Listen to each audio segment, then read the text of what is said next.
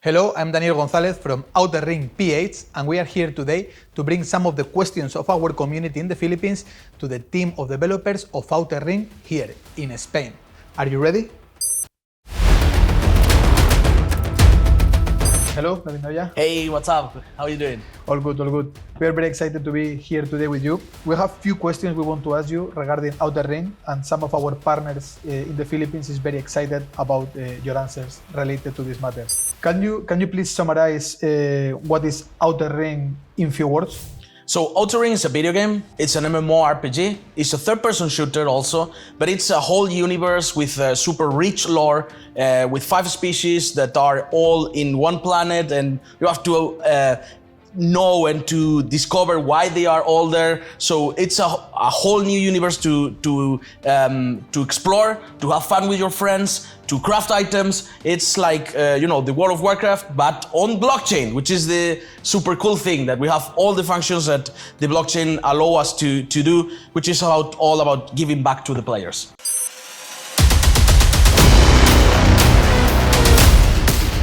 What was the team's primary objective when created Outer Ring? So the game started as a usual game. Nexion Labs, the mother company that we are part of, we're a software development company doing or creating blockchain solutions for industrial clients. But the founders were all gamers, so when they have the chance to create a game, they were all heads down to create it, because every gamer's dream is create their own game. So they had the chance, and they started to kind of think of the first vision of Outer Ring, which was just a normal game, a usual game, without all the blockchain features. But then 2019 came, all the NFTs, summer came up, all that kind of thing came upon us. And so they thought, hey, we have the expertise in-house, and it makes a lot of sense for us to this player-driven economy, to this concept that we have in which the players can be the owners of the economy that is run in the game, to have this layer of technology put into the game. So then the final vision, not version, but vision of the game came to life, and it's an MMORPG which is fully tokenized. So basically what we can say is a game made from gamers to gamers. Yeah. That's very interesting.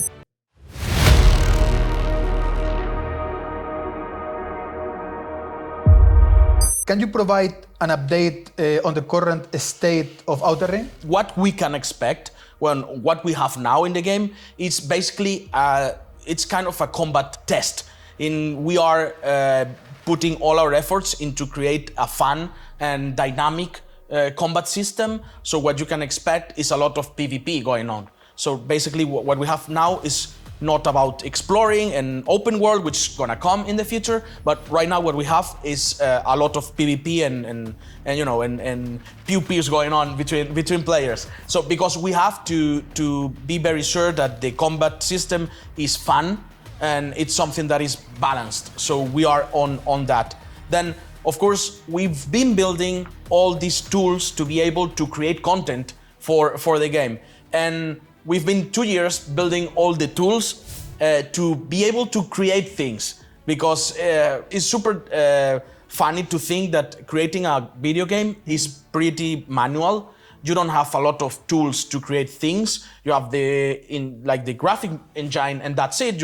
It's a blank stage. You have to do everything, and so we have to create the tools to be able to create content first in the game. So the mission system, our mission system has to be created as a system before we can actually create the missions. Our inventory has to be created as an inventory before we are able to let the users get items into the inventory. So we were creating all that, and from now on, we will be able to start creating content for the game. So you can expect that from our next dev update, which is gonna be really soon, we're gonna have a bigger city, we're gonna have more game modes, we're gonna have maybe some new weapons, I don't know, so a lot of new things, and we will be able to see that the kind of the development and the improvements are more visible, because until now we're all behind the scenes. We're all trying to create the tools that will allow us to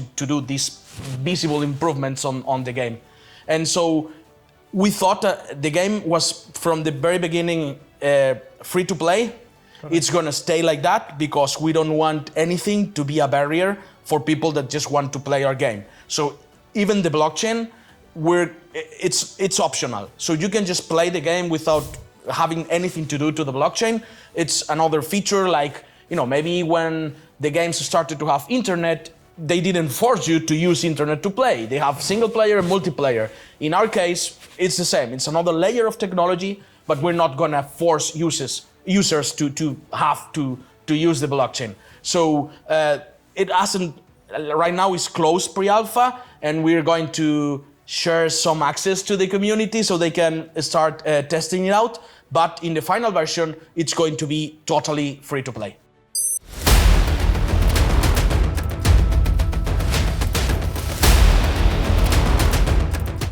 Are there any barriers to entry in the game, and what is the requirements? What is the step-by-step to start playing the game? We won't put any kind of barriers. Right now it's closed. This is because we wanted to support our early supporters that were here from the very beginning when we were just 15 people. Correct. And they were still supporting us. Now we will have a lot of more friends in the future, but we wanted to kind of support them by giving them the chance to try authoring from this early stage. But we're gonna kind of open up to the public very soon, and it's gonna stay like that forever. We want it to be free to play in all the sense. I mean, we won't need any kind of requirement like having an NFT or anything. The features from the blockchain were all gonna be also optional. So what we want is players. So I hope you guys can help us in that. Will be very interesting. In the Philippines, actually, we are a huge society playing different video games, and it's very interesting that you mentioned that the game is free to play, because many people expect nowadays the new games or connected with Web3 to be, you need to pay a fee to play. Mm-hmm. So it's very interesting that the people can directly play without paying anything. Question is, how difficult do you think will be the process? You will go to the website, put the email, it's like a normal registration. Yeah. What will be the steps more or less? Yeah, so we are working on making even more easy for the users, but right now it's just as easy to just create a mail and password account like any other platform you can think of, like, I don't know, like Steam or Epic or whatever. You just do that, and then you can link your wallet to the account if you want to use Web3, because we won't force people to use it.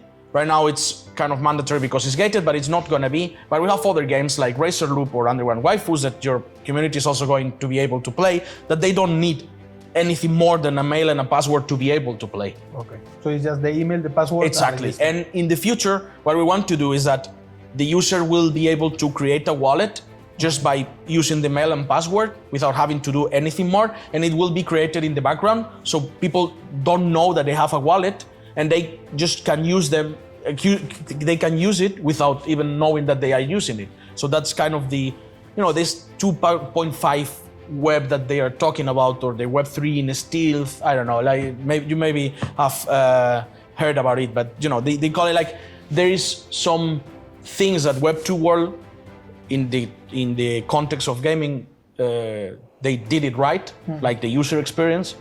And so we, Web3 native industry or game industry, we have a lot to learn from that, and we should go into that direction to make super easy interactions with the user. Correct, because in our community in Philippines, we remember some of the previous games in Web3 connected. Wow, we was making tutorials, we was explaining to people how to download the wallet, how to connect the wallet, and was a lot of mistakes. Sometimes we send money wrong, or we lose money on the way. So that's very nice to hear.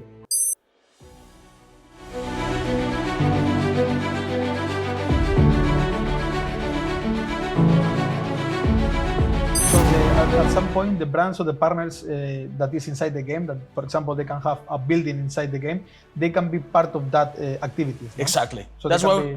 So that's what we want to do. Like, for us, it's important to kind of convert game fans into brand fans, because imagine that you have, I don't know, I'm just gonna throw up names, but imagine that some sports brand, it's partnered with us, and they do an activity in which you can get an item, even if it's NFT or not. I mean, I don't care about that, but you have an item like some boots that allows you to go and run faster for some time. So if that item got you to get away from a boss or save your avatar lives in the game, you're gonna start thinking nice about that brand because, hey, you know, that boots helped me to clear this thing up. So what you are doing actually is to convert gamers into fans of the brand. So we want to do that with Outer Ring. We want to make people make brands understand that we are gamers and that they have to do things that appeal to those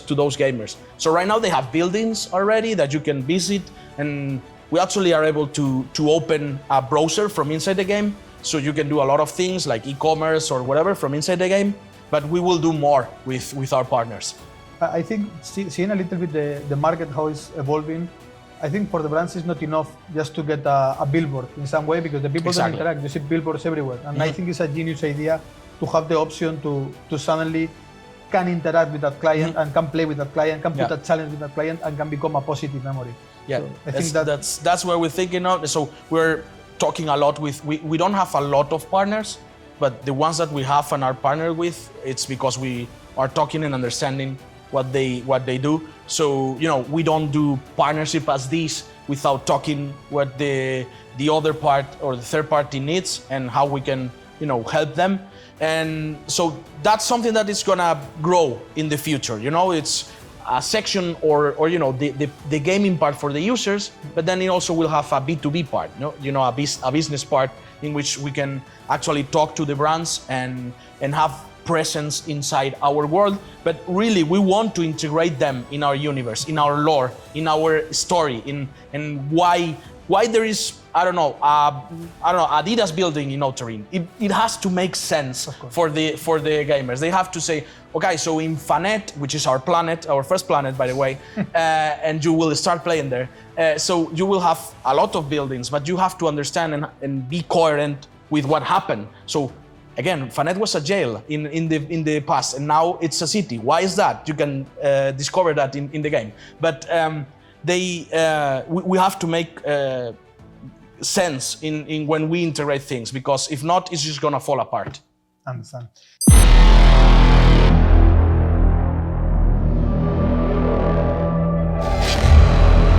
What you can tell us about the GQ Battlegrounds and discuss any plans for the future expansions?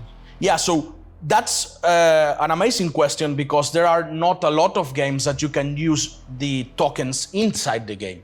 So a lot of them you have to you know, do things outside the game to be able to get things inside the game, in a sense. But for we can actually use our tokens inside the game. So it's super cool, because what we are doing right now is that you can enter a PvP battleground and bet in some GQs on your skill in our game.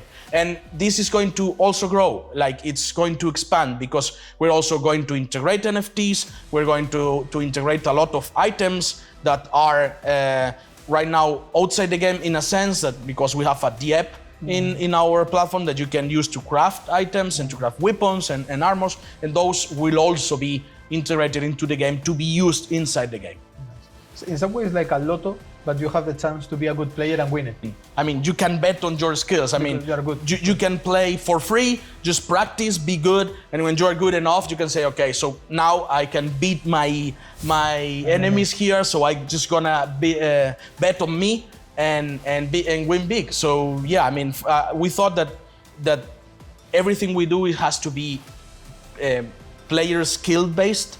We don't want anything to be like random, or at least as less as we can. But you know, if everything that you do in the game is skill based, so it's based on people actually playing and being good in our game, we think it's just for everyone, so it's fair for everyone. So yeah, that's what we're doing.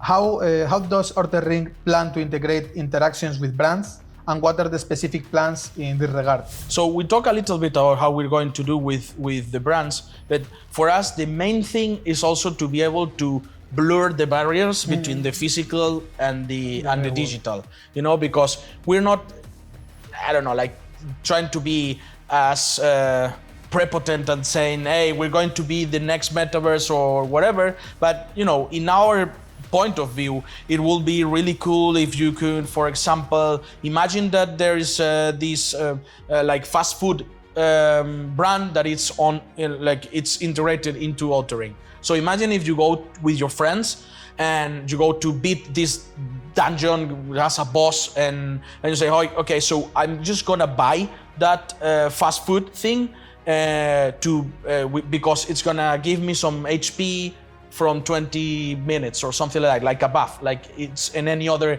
game. So you go there and it has 2 vials, so you consume one and you get that 20% HP during 20 minutes, I don't know, whatever. And you go to the dungeon, you beat the boss with your friends. When you end the dungeon, you say, okay, so hey, I'm hungry in the real world. So you consume that second vial and you can actually get the delivery to get into your home and gives you the food. A real food. A real food. Nice. So that's what we're trying to do, like to understand what things can be done with the brands that we partner with and what makes sense to integrate that use case into our day-to-day gamer activities.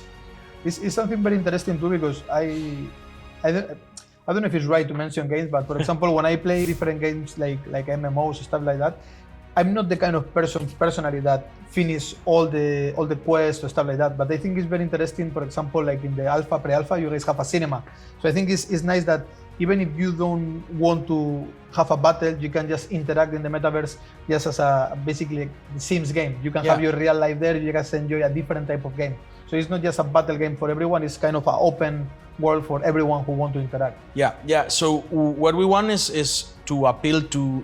There's a lot of different profiles when you create a game. Like you have the achiever, which wants to do everything. Then you have the social guy that just want to just hang out with your friends. Then you have the hardcore PvP that it wants just to start, fight. Go fight and stuff. So we try to understand that and give something to each player so they feel comfy in our world.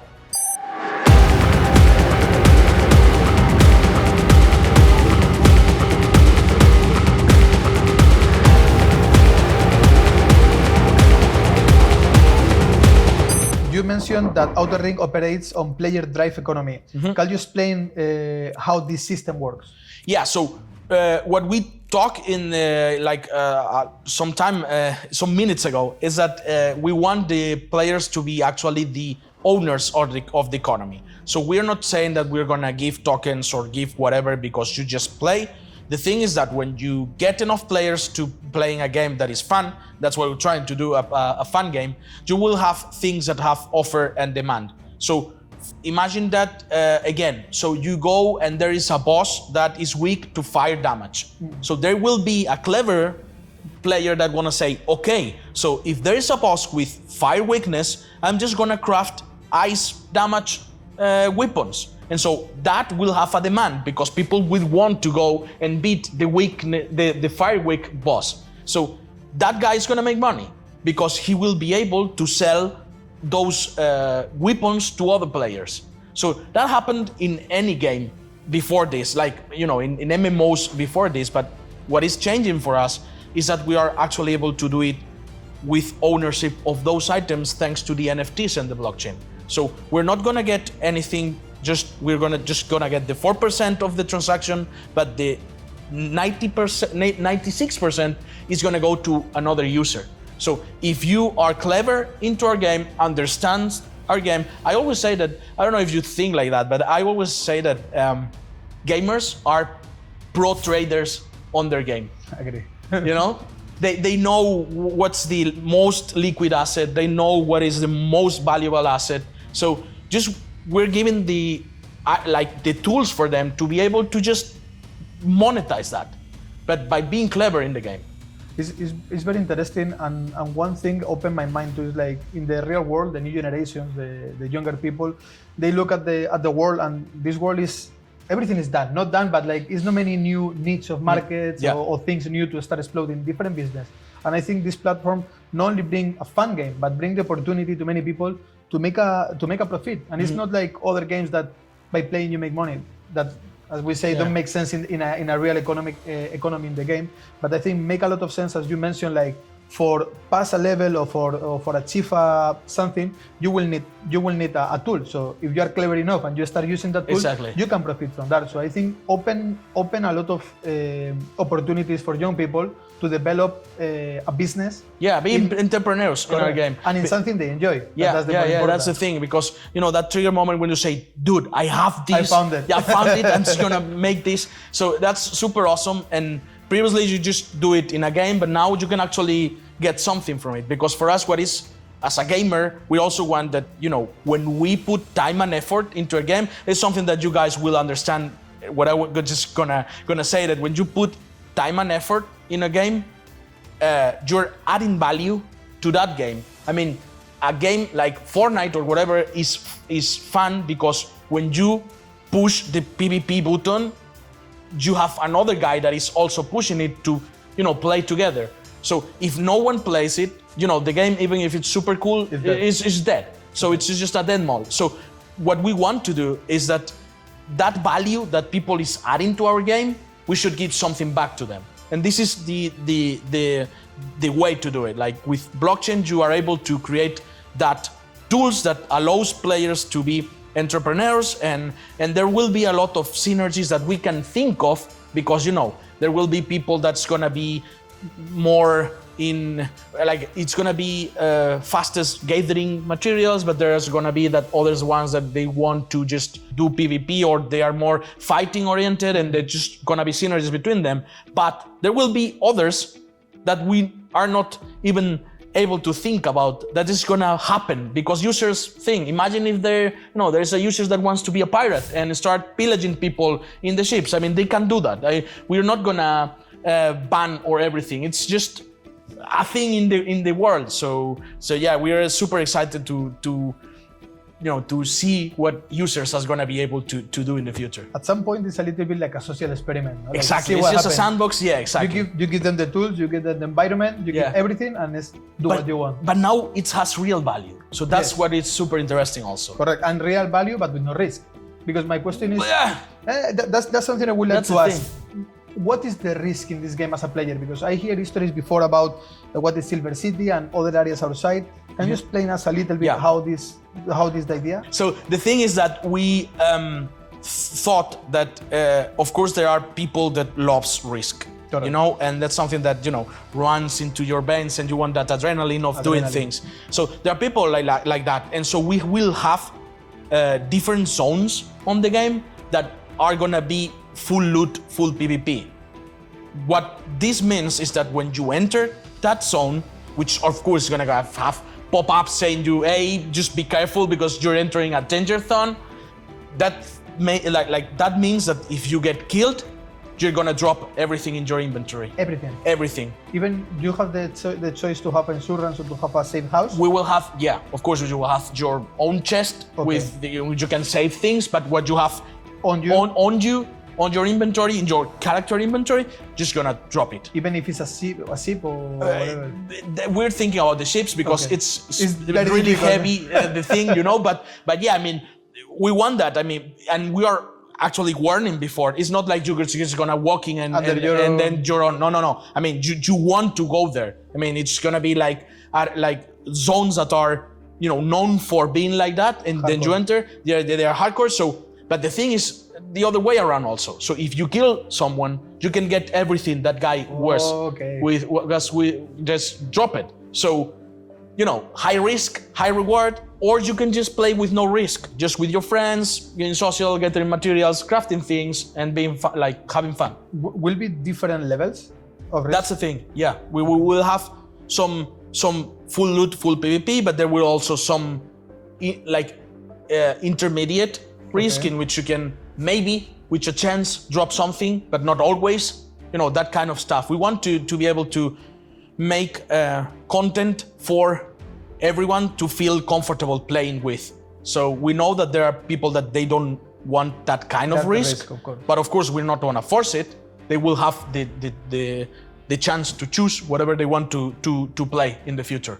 I think what is beautiful of this game is a little bit like real life, like you have all the different personalities, all the different people doing different things, and I think this game gives a option to everyone. But it's also difficult for us because we need to adapt to every profile of gamer, and that's not something that is easy to do, but we're trying.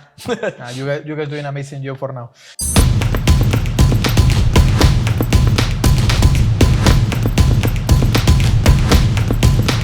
We have a lot of lore in Outer Ring, including real novel behind the entire history. However, could you introduce us to the main species and describe them?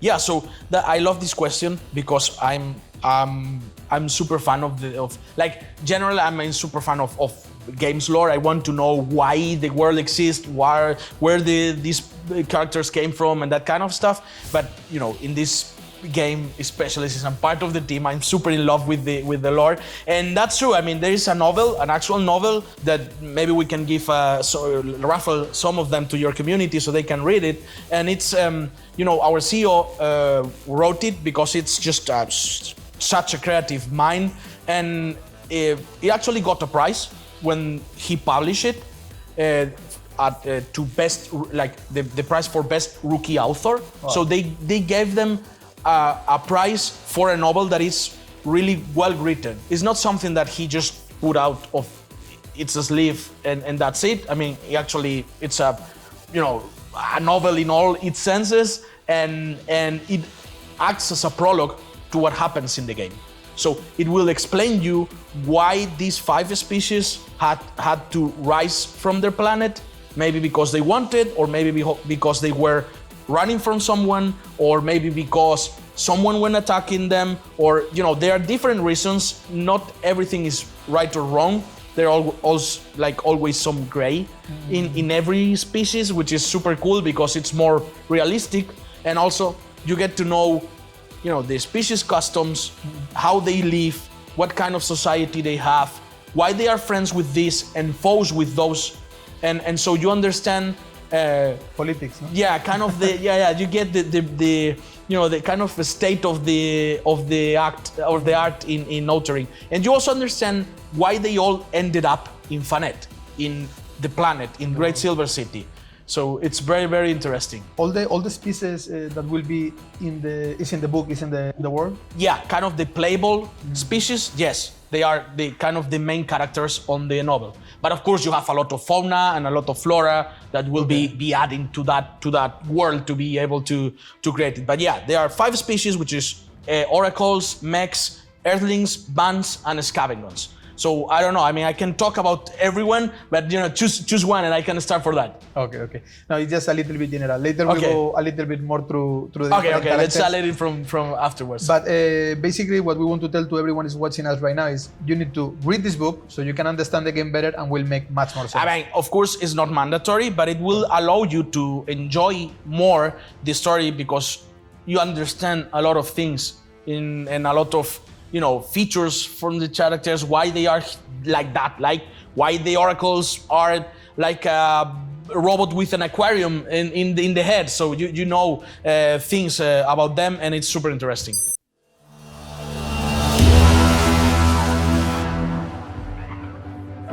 What roles does exploration play in Outer Ring, and are there hidden secret areas for the players to discover? Yeah, so this is also a super cool question. I'm just gonna get super excited because I love lore, and even if it's not told in the question, this is all about lore.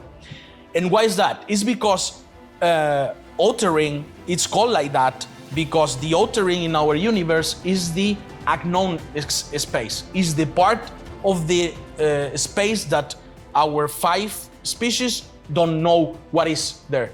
It's the undiscovered space, and it's called the Outer Ring. The inner ring of the galaxy is where the native planets of these species are, like the solar systems where they are. So we're talking about galaxies, guys. So this is huge. I mean, we're not talking about you know, your backyard. So the outer space is the Outer Ring, is the unknown space, and Fanet, which is inside the Imdali Nebula, it's kind of the limit between the Outer Ring and the inner ring. So it's the furthest point that is known. From that onwards, nothing is known. They don't know what it is there. And it's your job, guys, to go there and discover what is going to happen. So there are a lot of secrets going on in those places. And as the game develops and we put in more content, there are gonna be more and more secrets to unfold. Very interesting. I in some way give me a little bit of vertigo because I don't know what is the ending, but it's nice. Yeah. I have another question. In the beta already will be something outside the main world, or how will it start? Do you think the beta? For now, with I don't know exactly what's going to be the content of the beta, but what we have clear for now is that we want to complete the planet Fanet first, and all their surroundings and all the biomes and all the scenery that it's on the planet, because there is a lot to talk about in the planet first. Yes. And then we of course will expand to go to other planets. For me, just with one planet is already Yeah, I mean already it's a insane. lot, but you know the vision is ambitious, and we want to get to a point in which people will be able to just jump into a ship and just go discover things. How you can compare the size of what actually right now is in the pre-alpha, what will be the... So you can expect that we want to do, I don't know, maybe the devs are gonna hate me for saying something like this, because Get you know, in trouble. I'm gonna get in trouble because and I don't know the exact size of the thing, but you can expect like we will have Fanet or Great Silver City going on like a GTA 5 size of city, and we will have open world like you have in World of Warcraft, or you have in, you know, the Zelda Breath of the Wild, or whatever open world you can think of. But you know, amazing and big places to be able to explore, because if it's small, it's not fun to explore. Correct. So you need to explore a lot, to walk, to be able to say, hey, there is nothing here, and keep walking and say, oh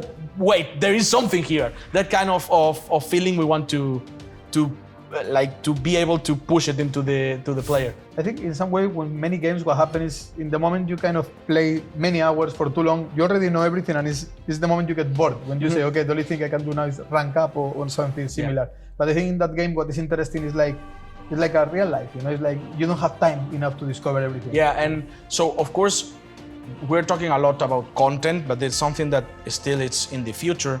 But what we can say is that we have a strong community that will make your experience cool, because even if there is not yet that open world that you can just yet jump into a ship and go explore other planets, you can still hang with your friends, you know, play things and get fun, which is and talk about what it's going to be, which is super fun. And I'm also super glad to, you know, go to communities and talk about lore and talk about the species and talk about all the stories that are behind, which is super fun for me as a gamer.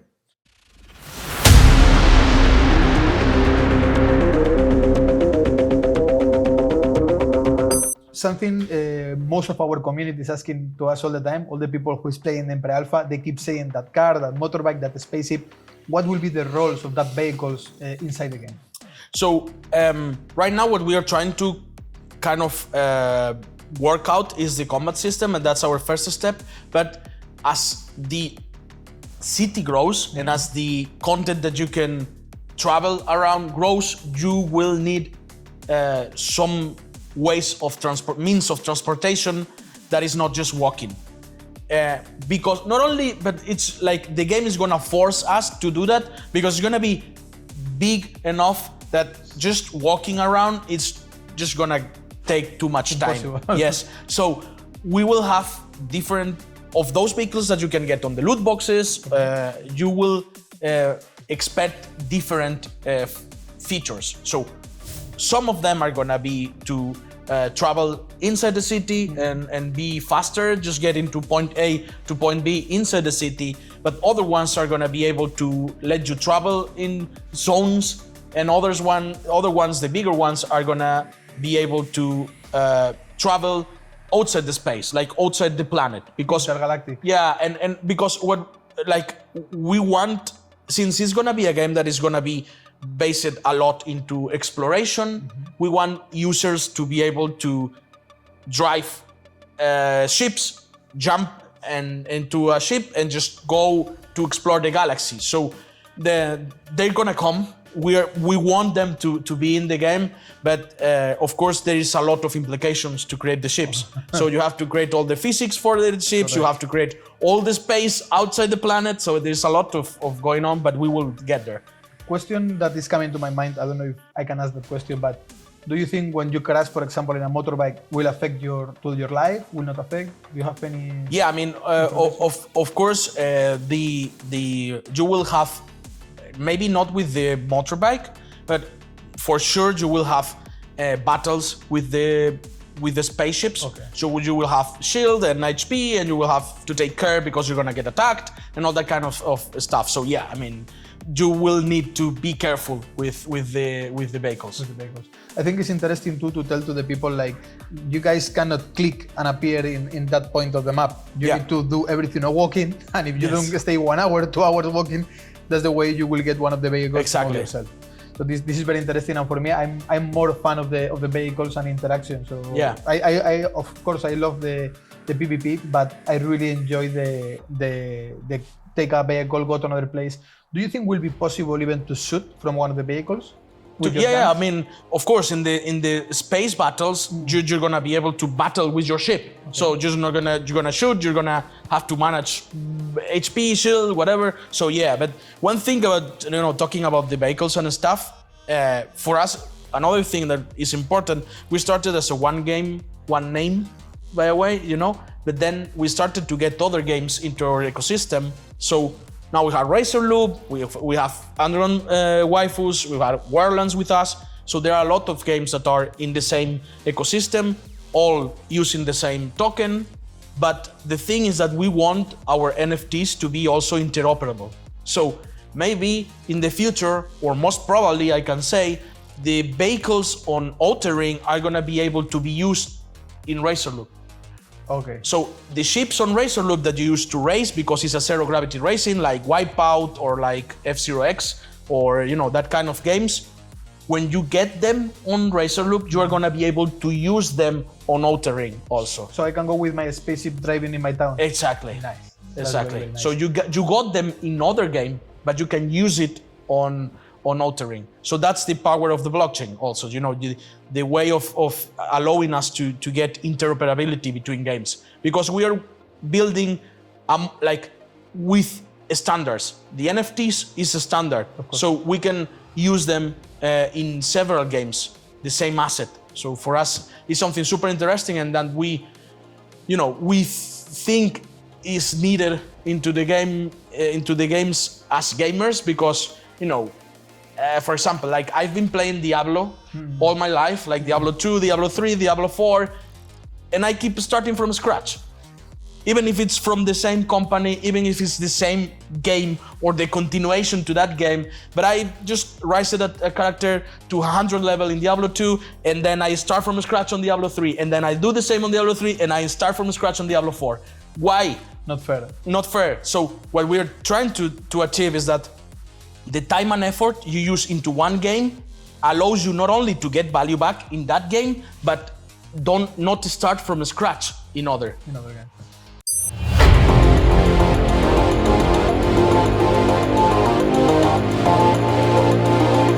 How many games you have right now developed? And the second question, do you think will be a chance for other companies to integrate the games in your universe too? Yeah, so we have Underground Waifus, we have Razor Loop, we have Warlands, and we have a kind of a normal or Web 2 game, which is already on Steam, which is called One Last Breath.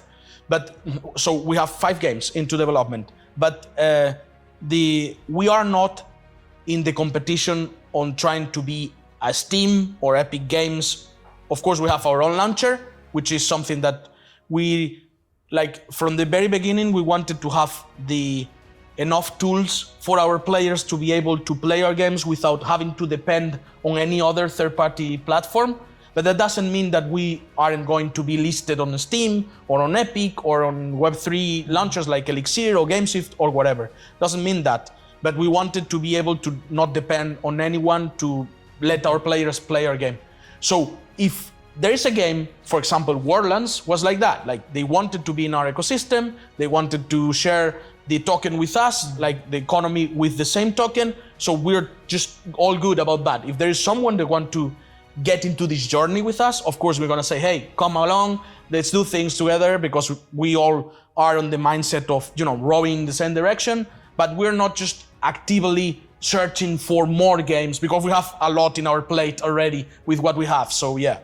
It's something very interesting, because in the Philippines we go to every convention connect with Web3 or with gaming, and it's something we see like now. So wait, when are you gonna get us to those conventions? This very soon. In the plans of this 2024, we want to be actually physical in some of these conventions.